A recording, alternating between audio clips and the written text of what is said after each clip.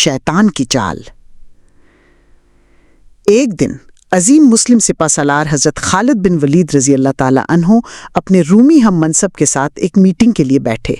شرط سادہ تھی، کمرے میں کوئی تیسرا شخص نہیں ہوگا، صرف دو مخالف کمانڈر آمنے سامنے، جو بظاہر ایک مخلص سفارتی کوشش لگ رہی تھی، لیکن اس مصافحے کے پیچھے ایک خوفناک سازش چھپی ہوئی تھی۔ قریب ہی 10 بہترین رومی گھڑسوار چھپے ہوئے تھے، جو ایک ہی حکم پر سیف اللہ یعنی اللہ کی تلوار کو ختم کرنے کے لیے تیار تھے۔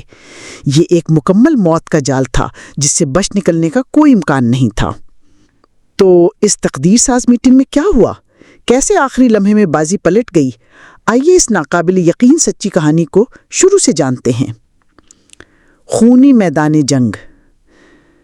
یہ سب کچھ جنگ اجنادین کے دوران ہوا، جو رومیوں اور ابھرتی ہوئی مسلم فوج کے درمیان 2 دن تک جاری رہنے والی ایک وحشیانہ لڑائی تھی۔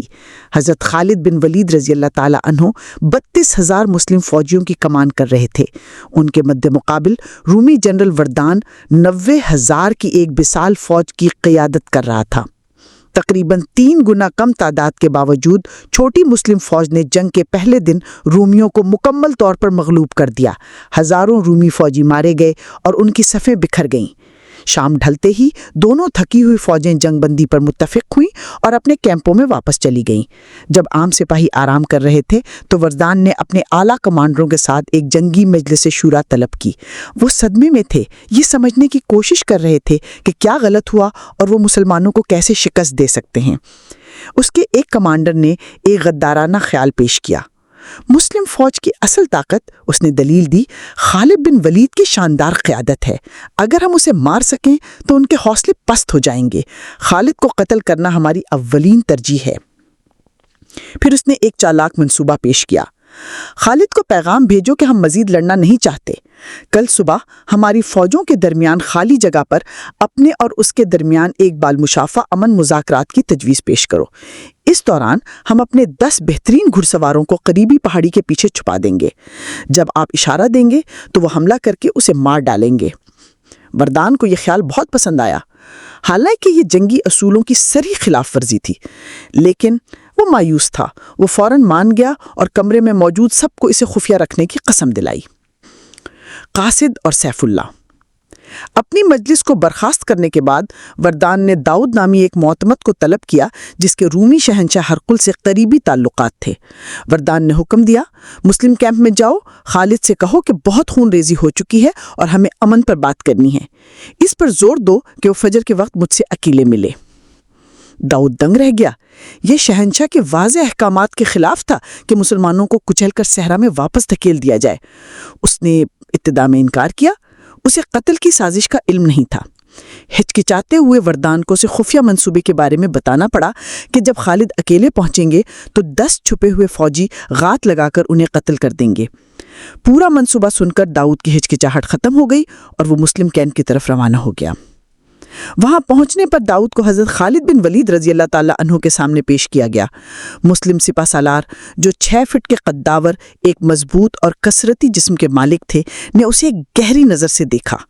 خالد کا چہرہ ایک ایسے شخص کا تھا جس نے ان گنت جنگیں جیتی تھیں، اور ان کی ایز اور چھیدتی ہوئی آنکھیں کسی کو بھی خوفزدہ کر سکتی تھیں۔ داؤد نے خود کو بالکل بے بس محسوس کیا۔ میں ایک جنگجو کی طرح نہیں بلکہ امن کے پیغامبر کے طور پر آیا ہوں، اس نے ہکلاتے ہوئے کہا۔ خالد قریب آئے، اس کی آنکھوں میں آنکھیں ڈال کر بولے، مجھے سچ بتاؤ۔ انہوں نے ایک سخت دھیمی آواز میں کہا، اگر تم سچ بولو گے تو تم یہاں سے زندہ بچ کر جاؤ گے، اگر تم جھوٹ بولو گے تو تم تباہ ہو جاؤ گے۔ کانپتے ہوئے داؤد نے اپنے خوف پر قابو پایا اور وردان کا پیغام پہنچایا، اس بات پر اصرار کیا کہ اس کا جنرل واقعی تشدد سے دل برداشتہ ہے اور خلوص دل سے امن معاہدہ پر بات چیت کرنا چاہتا ہے۔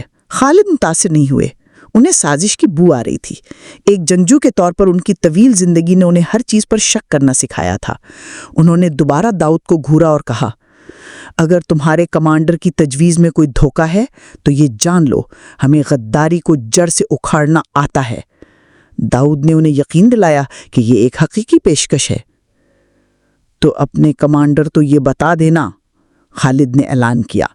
اگر وہ مخلص ہے تو تمہارے جزیہ ادا کیے بغیر کوئی امن نہیں ہوگا، اور اگر تم سمجھتے ہو کہ تم ہمیں جانے کے لیے دولت کی رشوت دے سکتے ہو تو یہ یاد رکھنا، ہم وہ دولت تم سے جنگ میں طاقت کے ذریعے چھین سکتے ہیں، ہم یہاں تمہاری خیرات کے لیے نہیں آئے۔ اس کے ساتھ ہی داؤد اپنے کیمپ کی طرف لوٹ گیا، جبکہ خالد کی اٹل نگاہیں اس کی پیٹھ پر گڑی ہوئی تھیں۔ دل کی تبدیلی۔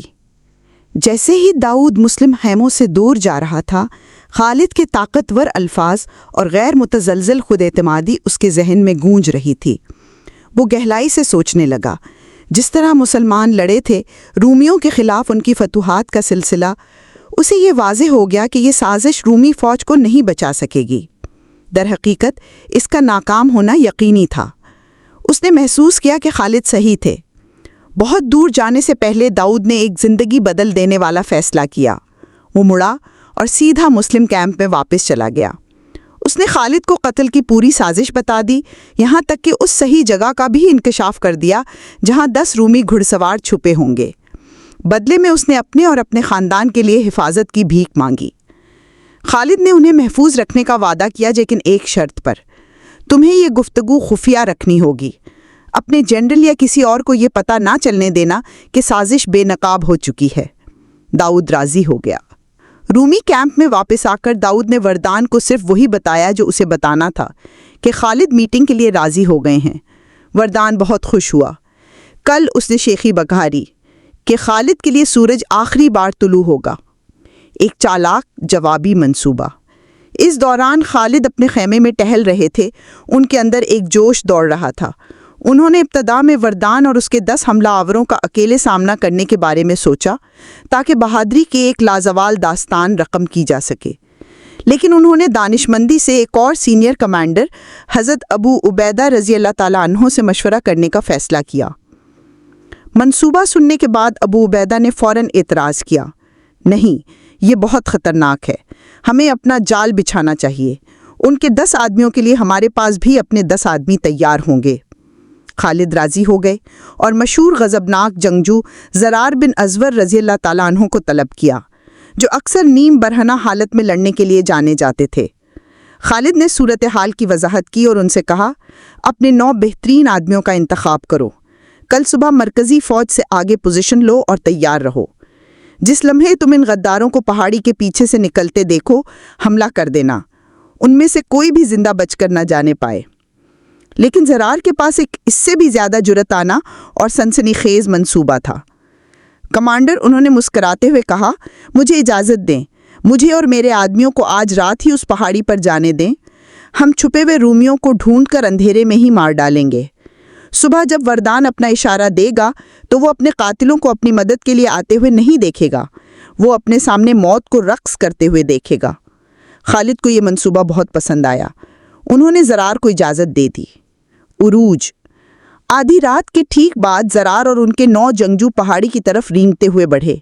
وہ انتہائی احتیاط سے آگے بڑھے، پیچھے سے حملہ کرنے کے لیے ایک وسیع چکر لگایا تاکہ رومی انہیں دیکھ نہ سکیں۔ گھڑ سواروں سے اتر کر وہ پیدل آگے بڑھے۔ گہرے اندھیرے میں بھی انہوں نے چھپے ہوئے رومی فوجیوں کو تلاش کر لیا۔ بلیوں کی طرح خاموشی سے انہوں نے پیچھے سے ان پر حملہ کیا اور ہر ایک کو مار ڈالا۔ پھر ایک شاندار چال کے تحت زرار اور ان کے آدمیوں نے مرے ہوئے رومی زرہ اور بختر اور وردیاں پہن لیں۔ پھر وہ وردان کے اشارے کا انتظار کرنے لگے۔ اگلی صبح وردان باہر نکلا، جو مرصع زرہ بختر اور جواہر سے جڑی تلوار پہنے ایک مغرور جنرل لگ رہا تھا۔ خالد مسلم صفوں سے اس سے ملنے کے لیے آگے بڑھے۔ وردان نے امن کی بات کرنے کا دکھاوا بھی نہیں کیا۔ یہ یقین کرتے ہوئے کہ خالد ایک مرا ہوا آدمی ہے، اس نے اس کا اور عربوں کا مذاق اڑانا شروع کر دیا، ان کی غربت اور بھوک پر طنز کیا۔ تم ایک ایسی قوم کی نمائندگی کرتے ہو جسے پہننے کے لیے کپڑے اور کھانے کے لیے روٹی بمشکل ملتی ہے، پھر تم ہم سے لڑنے آئے ہو، اس نے حقارت سے کہا۔ خالد کا صبر جواب دے گیا۔ وہ ایک شیر کی طرح دھاڑا، سن روم کے کتے، ہم یہاں تیری رحم دلی کے لیے نہیں آئے، یا تو اسلام قبول کر یا جزیہ ادا کر، یہ تیرا آخری موقع ہے۔ جیسے ہی خالد نے اپنی بات ختم کی، وردان نے چھلانگ لگائی۔ اس نے خالد کو دبوچ لیا، انہیں ایک مضبوط گرفت میں جکڑ لیا تاکہ وہ اپنی تلوار نہ نکال سکیں۔ پھر وہ اپنے چھپے ہوئے آدمیوں پر چلایا، آؤ، سلیب کی برکت سے میں نے عربوں کے سپہ سالار کو پکڑ لیا ہے۔ اشارے پر 10 گھڑ سوار پہاڑی کی چوٹی پر نمودار ہوئے جو پوری رفتار سے دوڑ رہے تھے۔ ایک لمحے کے لیے شدید خوف نے خالد کو جکڑ لیا۔ وہ اپنے آدمیوں کی توقع کر رہے تھے، لیکن سوار سب رومی ذرا بختر پہنے ہوئے تھے۔ انہوں نے سوچا کہ زرار ناکام ہو گئے ہیں، کہ وہ خود ایک جال میں پھنس گئے ہیں۔ ان کا ذہن ایک ناممکن صورتحال سے نکلنے کا راستہ تلاش کرنے لگا، لیکن ان کی دہشت صرف ایک لمحے کے لیے تھی۔ جیسے ہی سوار قریب آئے، خالد کے چہرے سے خوف کا سایہ ہٹ گیا اور وردان کے چہرے پر نمودار ہو گیا۔ رومی جنرل نے دیکھا کہ حملے کی قیادت کوئی اور نہیں بلکہ زرار بن ازور تھے، وہ شخص جسے وردان نے خود برہنہ شیطان کا لقب دیا تھا۔